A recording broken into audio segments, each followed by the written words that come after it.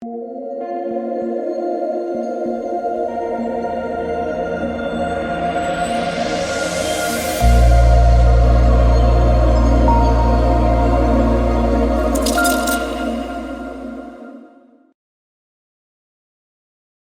what is going on, guys? It's DK back at you with another video here to break down the 4-game NBA preseason slate on Wednesday. If it's your first time watching, I cover content for NBA, NFL daily fantasy sports, as well as for player prop sites like PrizePicks, Underdog, and Parlay Play. Guys, if you're not on Parlay Play, you can use the link down below for a $100 deposit match bonus, or you can use the code DKDFS. But it's a player prop site, and they have a lot of different sports. You can win up to 75x your money as well. So if you guys want to give it a try, again, link is down below.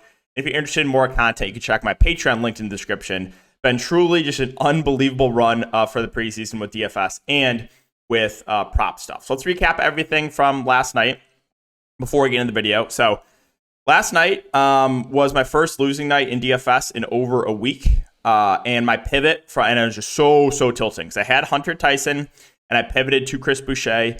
Chris Boucher, random massive foul trouble to bail out the faders. Fouls out in 13 minutes. Just absolutely incredible stuff. I cashed in low-stakes tournaments, but just missed in high stakes, so we can quickly go over my lineup. But yeah, that was so tilting.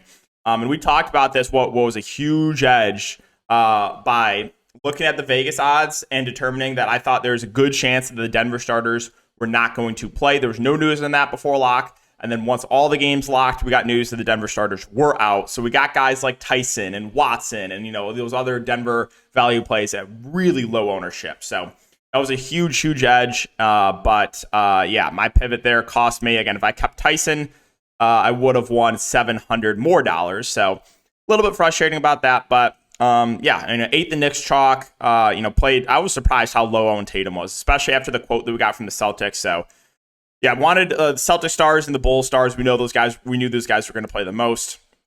And then I stuck with Bones Highland because I knew he'd be low owned, and I needed to kind of make up ground there in the late game.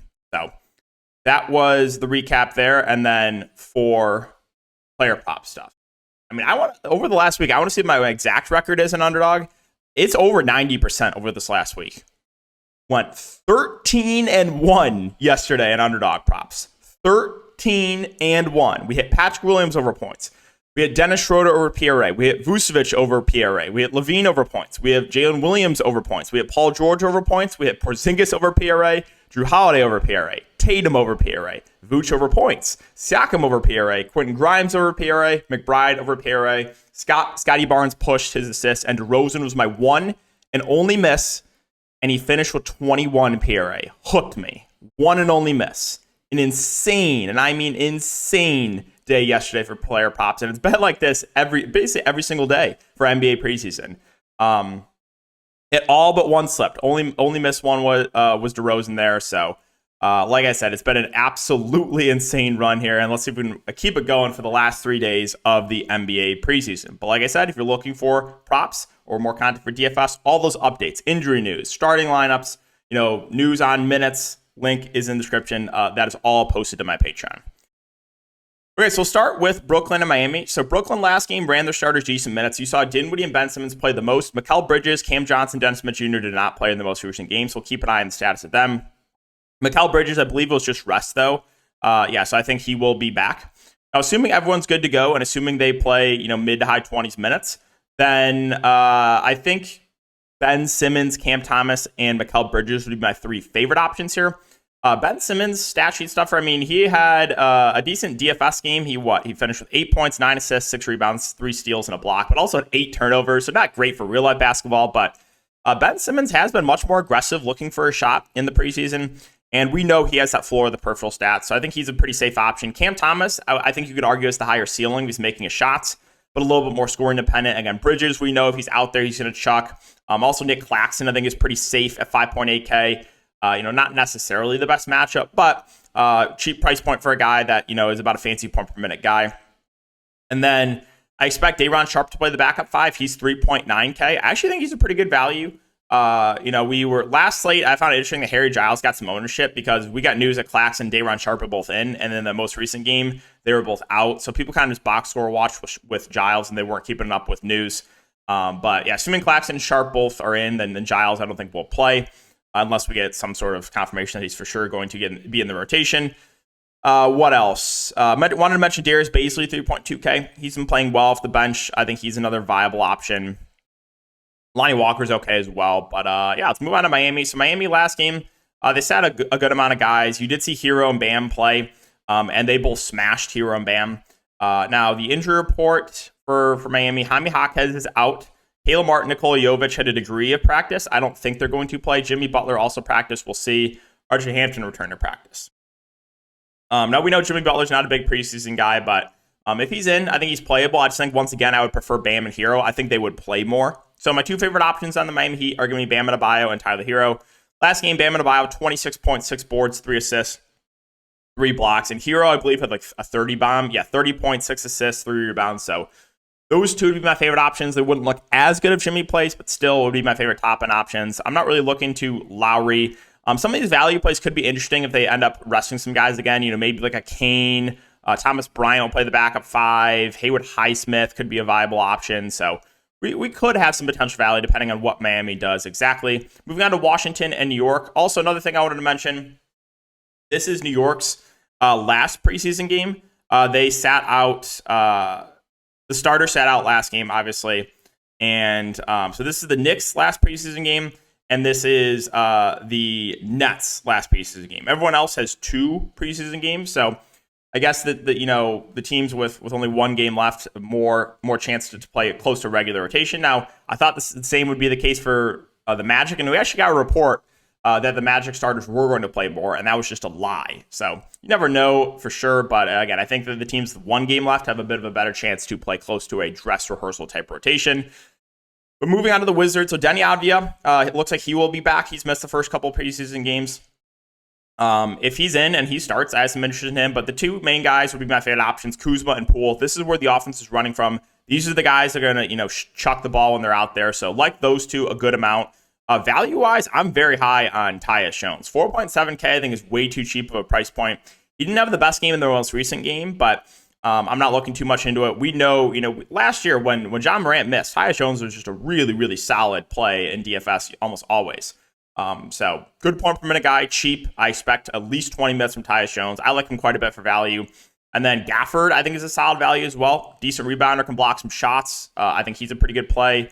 We'll keep an eye on what they do with the starting lineup. Koulibaly has been getting some decent minutes, but I think with Deni Avdija back, I would assume that he loses a little bit of run. What else? Probably it for the Wizards. Let's move on to the Knicks. So the Knicks, again, the starters sat last game. I do expect them to be back. Now, they have, one more game after this on Friday. Oh, wait, hold on. No, this is their last game. Hold on. Sorry. 10:25. Yeah, this is the Knicks' last game. This is the last game against the Wizards. So I do expect close to a normal rotation here for the Knicks. So that being said, Randall, Brunson, Barrett, I think all look pretty good. Brunson and Randall would be my preferred options at the top, with Barrett being close enough in price. I would just rather get to Brunson and Randall, who do more of the peripheral stats. So I think those 2 look pretty good, pretty safe. Like I said, I expect good minutes for those guys. High 20s, I think, is a pretty fair guess. Mitchell Robinson's kind of there for me. Some of these other value plays got priced up from when the Knicks rested guys, so I don't know if I get to guys like Grimes or McBride or anyone like that. Quickly would be the guy I would look to if I had to play cheap Nick. He also sat out last game, but we know he's going to play the backup point, and he's going to come off the bench, and he's going to shoot. So it's really the main guys for me, and then I think quickly for value. Houston and San Antonio. So Houston, been giving the starters decent minutes, been playing into the third quarter, so I'm assuming we get at least that. Jalen Green missed last game. I think he's expected to be back, though.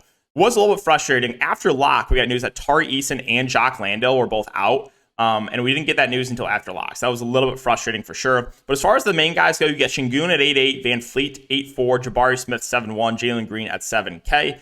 I think your safest bet is Şengün, just because, again, he can contribute in a lot of different ways. He really did not have a good game last game, and he still salvaged a decent fantasy point outing because he had a few steals, a few blocks as well. So I think Şengün's your safest. Van Fleet's we haven't seen the ceiling from him yet, but I think he's playable. Jabari Smith would probably be my next favorite option. He kind of had a quiet game last game, but he's been much more aggressive in the preseason looking for his own shot. So I do like that.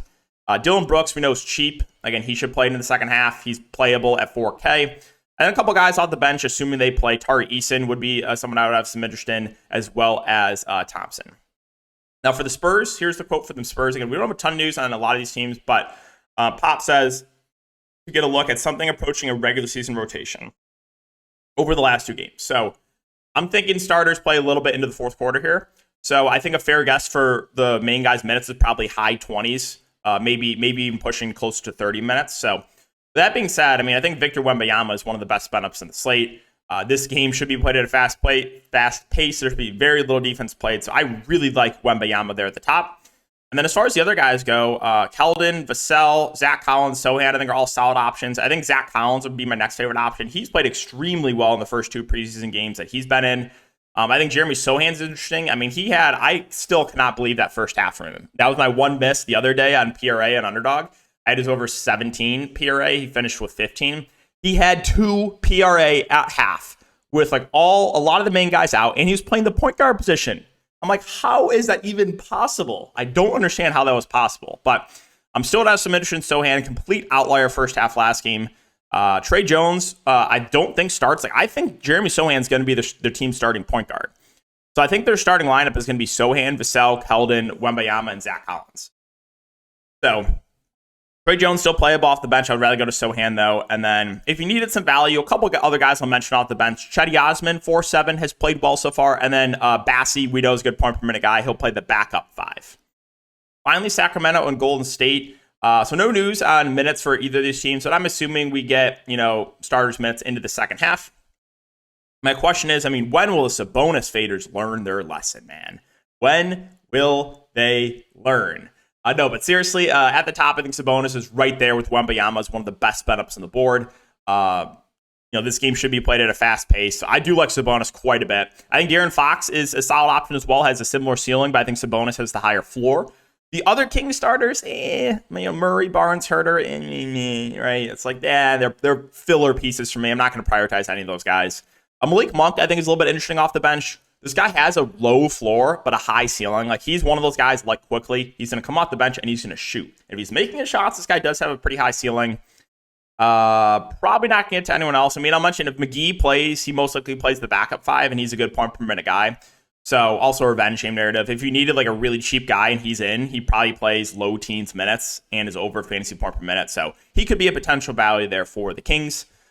Finally, the Warriors. So last game, they rested Curry, Chris Paul. I expect those guys to be back, and I expect the starters to play into the second half here. So that being said, you got Steph at 9K, Clay 7.4, Wiggins 7.2, Chris Paul 6.9. Obviously, my favorite option at the top would be Steph Curry. I think he has the highest ceiling. But the other starters, Clay, Wiggins, Clay Thompson, Clay, Wiggins, and Chris Paul, all reasonable options. Kevon Looney, 5.2K, feels a little bit underpriced, especially with Draymond Green out. He's a guy that's going to eat on the glass.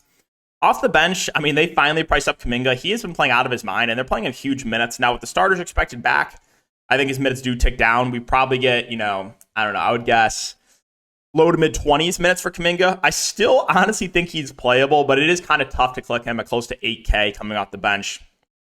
Ojemski had an off game last game. His price went up. I'll probably pass there. Moody feels a little bit pricey. So now, again, DraftKings finally price up these second unit young guys for Golden State, where it kind of makes it tough for me to get to any of them at their respective price points. I think if I had to target a value play, it probably would be Dario Saric. Right now, he's kind of playing the backup big position, sub 4K. I think he is a reasonable value play. Okay, guys, so that's going to wrap it up the video. As always, I really do appreciate the support. Let's see if we can keep this heater going. If you do enjoy, make sure to like, subscribe, hit the notification bell. See you guys all in the next video.